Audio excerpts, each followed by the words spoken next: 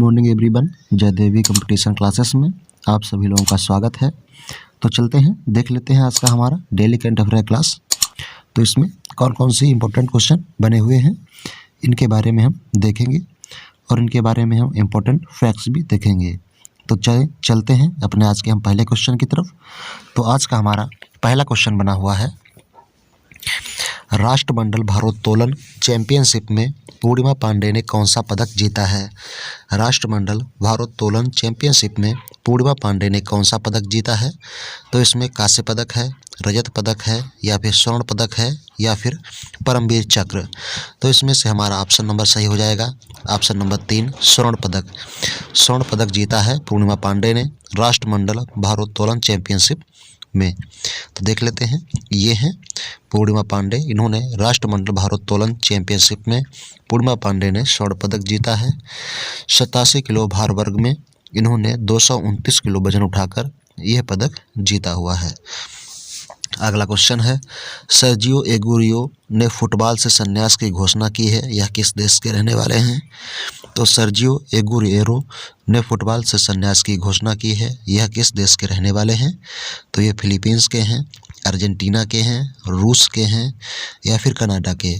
तो इसमें से हमारा ऑप्शन नंबर सही है 2 अर्जेंटीना। अर्जेंटीना के रहने वाले सर्जियो एगुएरो ने फुटबॉल से संन्यास की घोषणा की हुई है। तो ये हैं अर्जेंटीना के सर्जियो एगुएरो, फुटबॉल से इन्होंने संन्यास की घोषणा कर दी है। अगला क्वेश्चन है, सुपर टाइफून राय ने किस देश को प्रभावित किया है। सुपर टाइफून राय ने किस देश को प्रभावित किया है। तो सुपर टाइफून राय ने किस देश को प्रभावित किया है। अर्जेंटीना, फिलीपींस, दक्षिण कोरिया, या फिर म्यांमार। तो इसमें से हमारा ऑप्शन नंबर सही है, ऑप्शन नंबर 2 फिलीपींस। फिलीपींस को सुपर टाइफून राय ने प्रभावित किया हुआ है। तो देख लेते हैं अन्य कौन कौन से चक्रवात आए हुए हैं। तो ये है एक यास चक्रवात जो बंगाल की खाड़ी में अभी हाल ही में आया था, और है गोनी और बामको तूफान, ये फिलीपींस के तट पर आया था। हाइसेन और मयस्क तूफान ये जापान में आया था। तौकते तूफान ये गुजरात और महाराष्ट्र के तट पर आया। लोटा तूफान ये होनरू और निकारागुआ ये इनके तट पर आया हुआ था। तो ये हो जाते हैं महत्वपूर्ण टाइफून। अगला देख लेते हैं क्वेश्चन।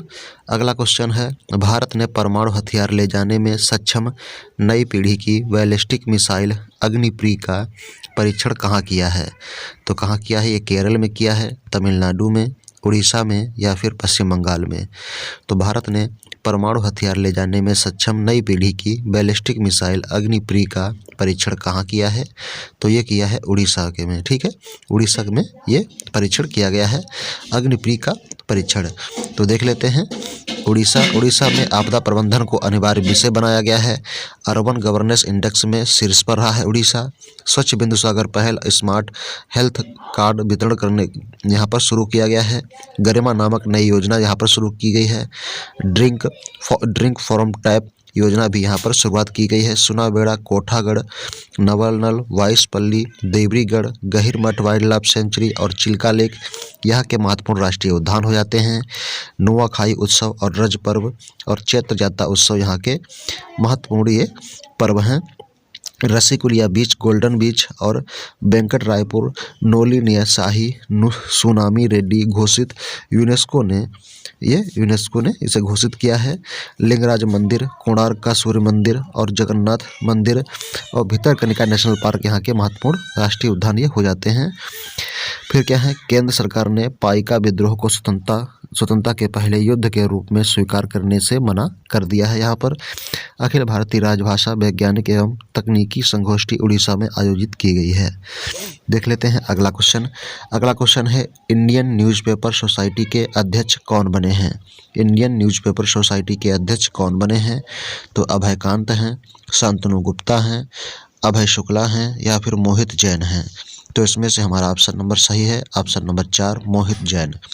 मोहित जैन इंडियन न्यूज़पेपर सोसाइटी के अध्यक्ष बने हुए हैं। तो ये हैं भारतीय न्यूज़पेपर सोसाइटी के अध्यक्ष मोहित जैन। अगला है श्रीधरन मेट्रोमैन नाम से प्रसिद्ध जिन्होंने राजनीति से संन्यास लिया है, यह किस राज्य से संबंधित हैं? तो ये केरल से हैं, तमिलनाडु से हैं, या फिर छत्तीसगढ़ से हैं, या फिर उड़ीसा से हैं। तो ये किस राज्य से संबंधित हैं? तो ये संबंधित हो जाते हैं केरल से। ठीक है, इस श्रीधरन मेट्रोमैन के नाम से प्रसिद्ध जिन्हें राजनीति से संन्यास लिया है, यह केरल राज्य से संबंधित हो जाते हैं। केरल राज्य के मुख्यमंत्री नाम के कैंडिडेट थे और इन्होंने हाल ही में संन्यास ले लिया है राजनीति से। तो देख लेते हैं। तो ये 1995 से 2012 तक दिल्ली मेट्रो के प्रबंध निदेशक रहे हैं। तो देख लेते हैं, ये हैं ई श्रीधरन ने राजनीति से संन्यास लिया है, इन्हें मेट्रोमैन भी कहा जाता है। 1995 से 2012 तक दिल्ली मेट्रो के प्रबंध निदेशक रहे हैं। अगला क्वेश्चन है, BWF वर्ल्ड चैंपियनशिप के फाइनल में पहुंचने वाले पहले भारतीय कौन बने हैं? तो BWF वर्ल्ड चैंपियनशिप के फाइनल में पहुंचने वाले पहले भारतीय कौन बने हैं? तो हिमा दास हैं, किदाम्बी श्रीकांत हैं, नीरज चोपड़ा हैं, या इनमें से कोई नहीं। तो इसमें से हमारा ऑप्शन नंबर सही है 2, किदाम्बी श्रीकांत। किदाम्बी श्रीकांत जो हैं ये BWF वर्ल्ड चैंपियनशिप के फाइनल में पहुंचने वाले पहले भारतीय बने हैं। तो देख लेते हैं, ये हैं BWF वर्ल्ड चैंपियनशिप के फाइनल में पहुंचने वाले भारत के किदाम्बी श्रीकांत। ठीक है, ये पहले हो जाते हैं। अगला क्वेश्चन है, किस राज्य सरकार ने हिंदी, उर्दू और अंग्रेजी त्रिभाषा भूमि पासबुक जारी करने का फैसला किया है? तो जम्मू कश्मीर ने, लद्दाख ने, आंध्र प्रदेश ने, या फिर कर्नाटक ने। तो किस राज्य सरकार ने हिंदी, उर्दू और अंग्रेजी त्रिभाषा भूमि पासबुक जारी करने का फैसला किया है? तो ये किया है जम्मू कश्मीर ने। ठीक है, जम्मू कश्मीर के द्वारा हिंदी, उर्दू और अंग्रेजी त्रिभाषा पासबुक जारी करने का फैसला लिया गया है। तो क्या है, साइक्लोथॉन कार्यक्रम पेडल फॉर डल का आयोजन जम्मू कश्मीर में किया गया। कारीगरों और बुनकरों के लिए कारखंडर योजना ये जम्मू कश्मीर में हुई। हैराथ उत्सव और बटुकनाथ पूजा भेंट और महाशिवरात्रि पर्व ये जम्मू कश्मीर में हुआ। देविका और पुनेजा ब्रिज का उद्घाटन ये भी जम्मू कश्मीर में हुआ। जम्मू कश्मीर हाईकोर्ट के मुख्य न्यायाधीश पंकज मित्तल हैं। डल झील, बुलर झील और गाडरसार झील, बानसमत झील और गंगाबल झील और कौसरबल झील, शेषनाग झील, नागिन झील और बेरीनाल झील ये सभी जम्मू कश्मीर में हो जाती हैं। यहाँ के लोक नृत्य हैं बच्चा गमा, नगमा, भाड़ा जश्न, रूफ, डमहल, बुग्गी नचूं, ये यहाँ के महत्वपूर्ण लोक नृत्य जाते हैं। महत्वपूर्ण दर्रे कौन कौन है? जोजिला दर्रा, बनिहाल दर्रा और बुर्जिल दर्रा यहाँ के महत्वपूर्ण दर्रे हो जाते हैं। नेशनल पार्क है दच्चीग्राम नेशनल पार्क और किश्तवाड़ नेशनल पार्क यहाँ पर, और doctor Salim Ali national park यहाँ पर महत्वपूर्ण राष्ट्रीय उद्यान हो जाते हैं। अगला देख लेते हैं, हाल ही में स्पेस एक्स ने कैलिफोर्निया बेस से कितने स्टारलिंक उपग्रह लॉन्च किए हैं? तो ऑप्शन नंबर देख लेते हैं, इसमें 50 है, ऑप्शन नंबर 2 है 52, ऑप्शन नंबर 3 है 70, ऑप्शन नंबर 4 है 75। तो इसमें से हमारा ऑप्शन नंबर कौन सा हो जाएगा? तो हाल ही में स्पेस एक्स ने कैलिफोर्निया बेस से कितने स्टारलिंक उपग्रह लॉन्च किए हैं? तो ये किए हैं 52। ठीक है, 52 उपग्रह स्पेस एक्स ने कैलिफोर्निया बेस से लॉन्च किए हैं। ठीक है, अगला देख लेते हैं क्वेश्चन, किस देश में 2300 साल पुराना बौद्ध मंदिर मिला है? तो किस देश में 2300 साल पुराना बौद्ध मंदिर मिला है? नेपाल में, भूटान में, बांग्लादेश में, या फिर पाकिस्तान में?